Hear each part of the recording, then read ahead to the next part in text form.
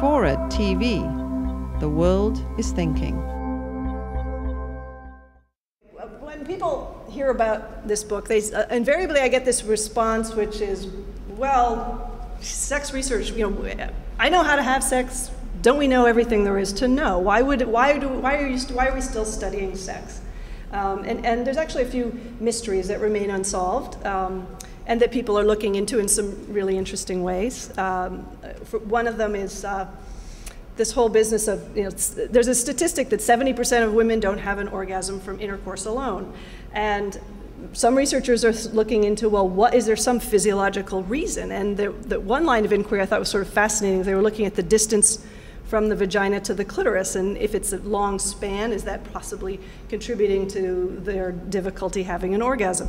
And this researcher I was talking to actually introduced me to this woman, Marie Bonaparte, who was Napoleon's great grandniece, and she had a bit of the Bonaparte determination gene. She was someone who was, had difficulty with sex and thought, this is what it is. I'm a teleclitoridienne, which means she of the distant clitoris.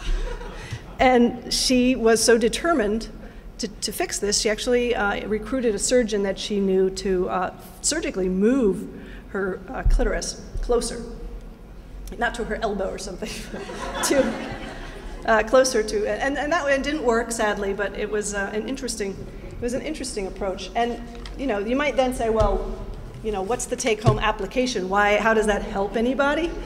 And there is actually one take-home application. When I was doing the book, I got curious about this, and I called a transgender surgeon who fashions, when men are becoming women, he takes a small piece of the underside of the penis, and he makes it's called a neoclitoris. And I emailed him and I said, so how far where do you place that? And he said, well, my clients really pretty much just want to be average. They want to be normal, so I put it right about 1 inch, which is the average. And I wrote back and said, you might want to think about putting that closer. Why not? He didn't write back. You would be interested to know that in the pig, the clitoris is right inside the vagina, which is just really, a great idea. This is actually, the pig thing is a segue to my pig topic. You'll see, it'll make sense in a minute. The other thing that is unknown, that is sort of surprising because it's sort of an important thing, is the role of orgasm in fertility in women.